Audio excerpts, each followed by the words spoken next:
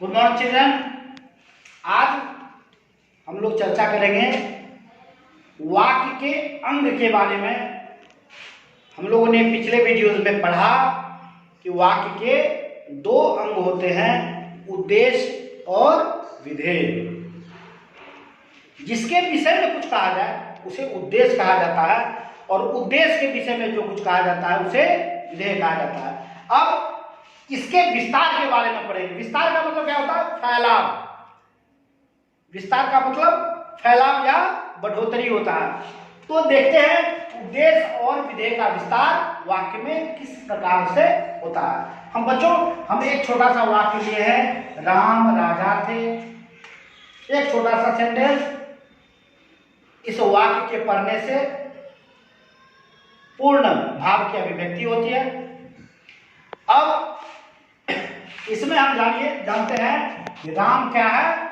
उद्देश्य है, और राजा थे क्या है? विधेय है। ये विधेय हो गया और ये क्या हो गया? उद्देश्य हो गया। अब हम बारी बारी से उद्देश्य और विधेय का विस्तार पढ़ेंगे और हमारा आधार होगा यह वाक्य, राम राजा थे।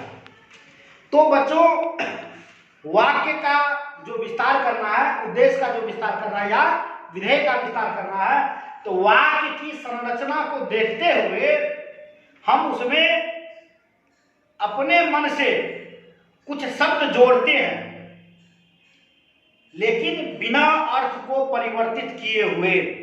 वाक्य में जो वाक्य मूल वाक्य लिए हैं, इस वाक्य को क्या करता है? वह और पूर्ण करता है। तो इस तरह के शब्दों को हमको जोड़ना है ताकि वाक्य की संरचना में वृद्धि हो जाए, वाक्य का आकार बढ़ जाए और वाक्य जो है पूर्णता को प्राप्त करे। अब देखिए, राम राजा थे, हम उद्देश्य का विस्तार कर रहे हैं। इसमें हम जोड़ देते हैं दशरथ के पुत्र राम राजा थे। अब देखिए, यहां राम है, राम राजा थे, लेकिन ये हम अपना मन से जोड़े। लेकिन दशरथ के पुत्र राम कहने से वाक्य में कोई बदलाव नहीं आता, ये हम अपने मन से जोड़े हैं। लेकिन राम की सापेक्षता को देखते हुए इस हिसाब से हम इसका विस्तार किए हैं। विस्तार का मतलब होता है फैलाव या आकार को बढ़ाना।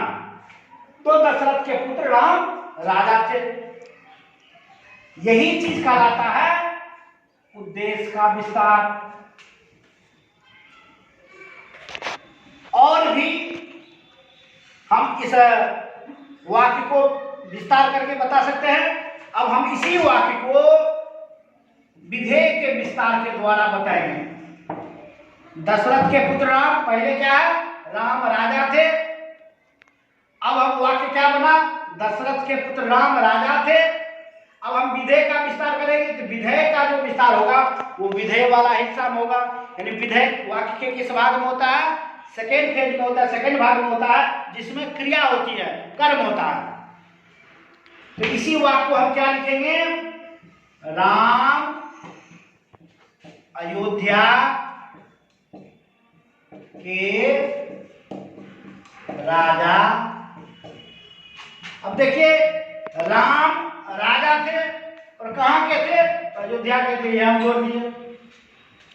ये विस्तार क्या कहलाया? ये विधेय का विस्तार है। बच्चों, कभी कभी ऐसा भी कहा जाता है कि उद्देश्य और विधेय दोनों का विस्तार एक साथ कीजिए। तब क्या करना है? तब हम इसको भी जोड़ लेंगे। दशरथ के पुत्र राम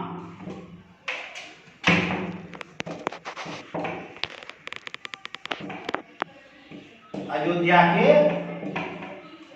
राजा थे।